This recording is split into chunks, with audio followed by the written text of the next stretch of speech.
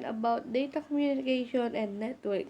Data communication means sending data from one device to another. A computer network is a group of connected devices that share information. Introduction. Background of the Chosen system. ByteDance introduced TikTok, a platform for sharing videos in 2026. Short video for marketing, education, and entertainment. And live streaming can be made, uploaded, edited, and shared by the user. The platform, which run on web browser and mobile application, has millions active globally. TikTok is available through web, browser, and mobile application, making accessible to people around the world. Today, it's a million of active users globally as is a one of the most popular social media platforms for short-form video content.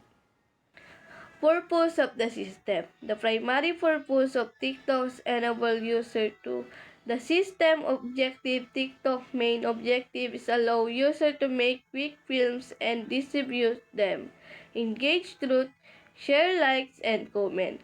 Take part in live streaming, find material with suggestion based on algorithm.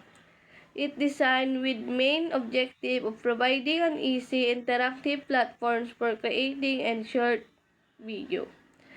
Its system focuses in user engagement, content, and discovery and real-time interaction.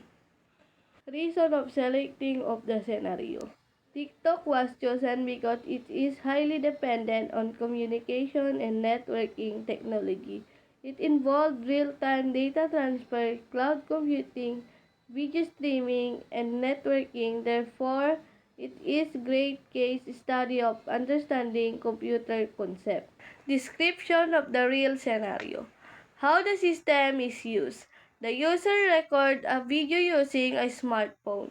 Upload is to the TikTok server through the internet, where the system processes is stored in the cloud storage, allowing other users to stream and download the video through the app.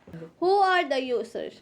The users of TikTok include content creators who create videos, viewers engage with the content, who advertise the product and service, business and brands that use platforms for marketing and engagement.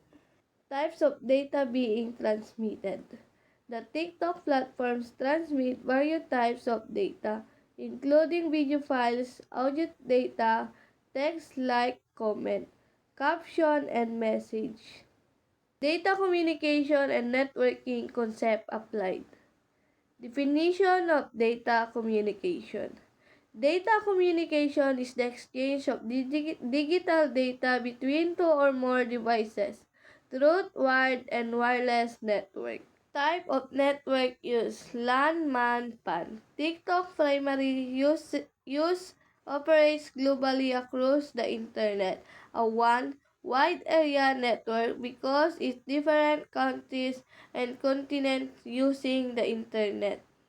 Importance of networking in the scenario.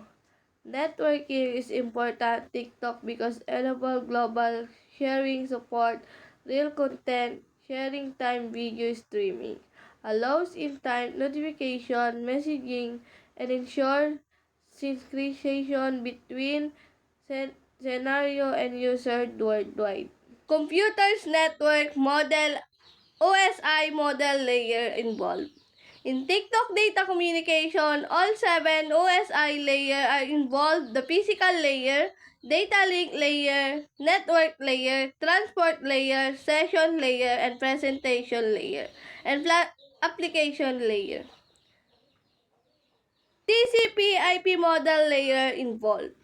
TCP/IP model, the layer involved are the network access layer, internet layer, transport layer, and application layer. Explanation of how the models are applied in the system. Application layer. TikTok app interacts with user. Transport layer. TCP/UDP ensure reliable and fast transmission. Internet layer. IP handles addressing and routing. Network layer, Wi-Fi, light, fiber transmit signal physically. Protocols and standard use. HTTPS, Hypertext Transfer Protocol Secure. TCP, Transmission Control Protocol. UDP, User Datagram Protocol. SMTP, Simple Mail Transfer Protocol. DMS, Domain Name System. Function of each protocol. HTTP Hypertext Protocol, secure transfer of web data using encryption. TCP, Transmission Control Protocol, reliable order data transmission of order data delivery. UDP, User Datagram Protocol, PAC connectionless data transmission used in streaming. SMTP, Simple Mail Transfer Protocol, send email notification. DNS, Domain Name System, translate domain names into IP address. Justification of protocol use. HTTP ensures secure login data privacy. IP guarantees complete video uploads. UDP reduce delay during live streaming. DNS allow user to access TikTok video domain names instead of IP addresses. Transmission models and transmission media. Transmission model use. TikTok user full duplex transmission. User can send and receive data simultaneously, live streamings, and comments. Transmission media use in unguided media wireless. Wi-Fi, 4G, 5G mobile networks, satellite communication guided media wired backbone, fiber optic cables, and Ethernet. Users typically connect wirelessly while backbone infrastructure uses high-speed fiber optic cables for global data transfer. OSI model data flow analysis. Step-by-step data flow video upload example. Application layer. User upload video via TikTok app. Protocol. HTTPS. Identification of protocol per OSI layer. Presentation layer. Video is compressed and scripted.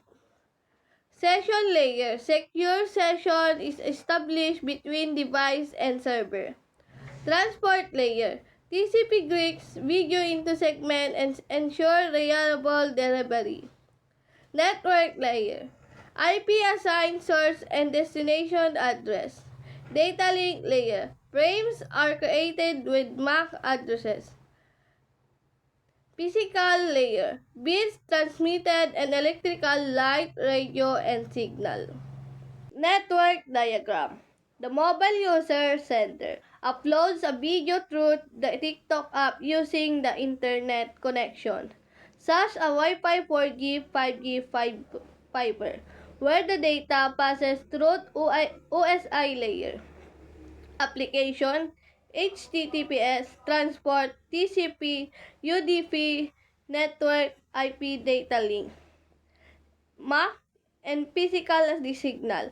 Before reaching TikTok cloud server for storage processing, where a viewer requests the video, the server sent to back through same the OSI layer, reverse under until received, the displayed on the viewer's device. Conclusion. Summary of findings. This report analyzed TikTok as real-world networking concept. Importance of data communication in selected system. The study demonstrates how theoretical networks are conceived daily by millions of users worldwide applied in real-life digital system use.